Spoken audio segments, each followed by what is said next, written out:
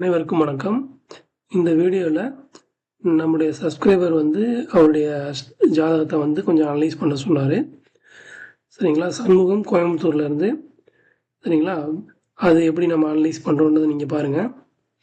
இவருடைய birth chart பார்த்தீங்கன்னா, லக்னத்தில் குரு, சிம்ம லக்னம், லக்னத்தில் குரு, 2 சந்திரன், 5 ராகு, 6 செவ்வாய், சனி, 7 சுக்கிரன், 8 சூரியன், புதன், 11 கேது. இதான் அவருடைய அமைப்பு. இப்போ லக்னத்தில் குரு இருக்கிறதுனால குரு அதோடைய நட்பு வீட்டில் இருக்குது. அதனால இவர் பிறப்பால் சற்று கொஞ்சம் வசதியான வீடாக தான் இருக்கும். 2 சந்திரன் பௌர்ணமி சந்திரனாக இருக்குது. அது மட்டும் இல்லாமல் புதனுடைய பார்வை பெற்றிருக்கு. 2ஆம் அதிபதியான புதனுடைய பார்வையும் சூரியனுடைய பார்வையும் லக்ன அதிபதியின் பார்வையும் இருக்கிறதுனால நல்ல இன்கம் இவருக்கு இருக்கு.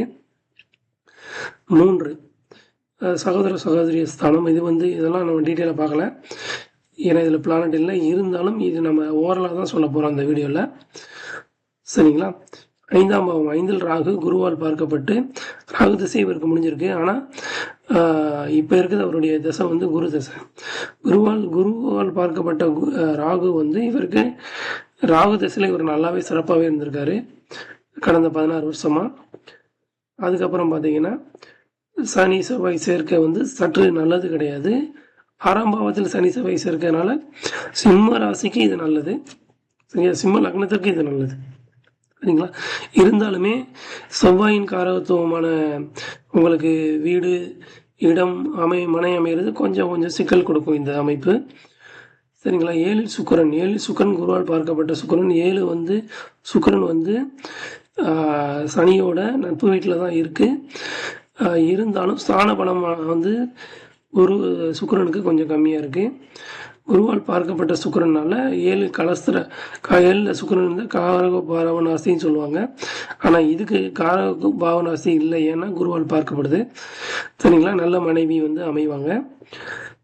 அப்புறம் நீங்கள் லவ் மேரேஜ் கூட அமைய வாய்ப்பு இருக்குது. ஏன்னா 7ஆம் வீட்டில் சனியோட வீட்டில் சுக்கிரன் குருவால் பார்க்கப்பட்ட சுக்கிரனால. சரிங்களா?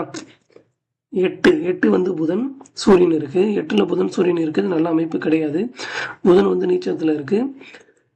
சூரியன் குருவோட பரிவர்த்தனை ஆயிருக்கு. ஸோ அதனால இவர் அரசாங்க அமைப்பில் போகக்கூடிய வாய்ப்புகள் இருக்கு.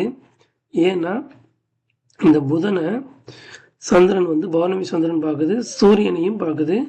சூரியன் குருவும் பரிவர்த்தனை ஆயிருக்கு. அந்த புதன் சம்பந்தப்பட்ட டாக்குமெண்ட் ஹேண்டில் பண்ற, சந்திரன் சம்பந்தப்பட்ட நீர்த்துறை இல்லது டாக்குமெண்ட் ஹேண்டில் பண்ணுற துறையில் மறைமுகமாக உங்களுக்கு அரசாங்க வேலை வாய்ப்புகள் இருக்குது இவருக்கு. சரிங்களா? இந்த குரு திசையில் இருந்து அப்புறம் 9ஆம் பாவம், 9ஆம் பாவத்திற்கு அதிபதி செவ்வாய் சனியோட சேர்ந்து இருக்கு. 6ல் மறைந்து நீச்சம் பெற்ற புதனோட சேர்ந்த சூரியன் இருக்கிறதுனால இவருக்கு தந்தையால் தந்தை கொஞ்சம் எப்படி சொல்கிறது, ஹெல்ப் இல்லாமல் தான் இருக்கும் இவருக்கு. தந்தையால் இருக்கிற ஹெல்ப் கொஞ்சம் கம்மியாக தான் இருக்கும். இன்னும் டீட்டெயிலாக பார்க்கணும் நம்ம வேறு எந்தெந்த கிரகத்தில் இருக்குன்னு. அதுக்கான நேரம் இருக்கும்போது நம்ம பார்க்கலாம். ஓகேவா? 11ல் கேது இருக்கு. ஆண் பெண் கேது இருக்கிறதுனால இங்கே பெண் அதாவது மூத்த சகோதரி இருக்க வாய்ப்புகள் இருக்குது உங்களுக்கு. இப்போ இருக்கக்கூடிய தசா புக்தியெல்லாம் பார்த்தீங்கன்னா குரு திசையிலேருந்து இவர் நல்லா தான் இருக்கார். சரிங்களா? 2022 பரிவர்த்தனைகள் இருக்கிறதுனால கொஞ்சம் பிரச்சனை இருக்குது. சரியா?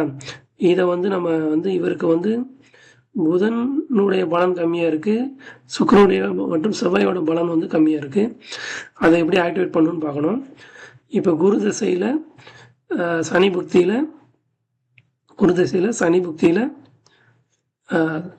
குரு அந்தரத்தில் இருக்கிறதுனால இப்போ இருக்க அமைப்பு சற்று நார்மலான அமைப்பு. ஒரு 70% நல்லது பண்ணக்கூடிய அமைப்பில் தான் இருக்குது இப்போ.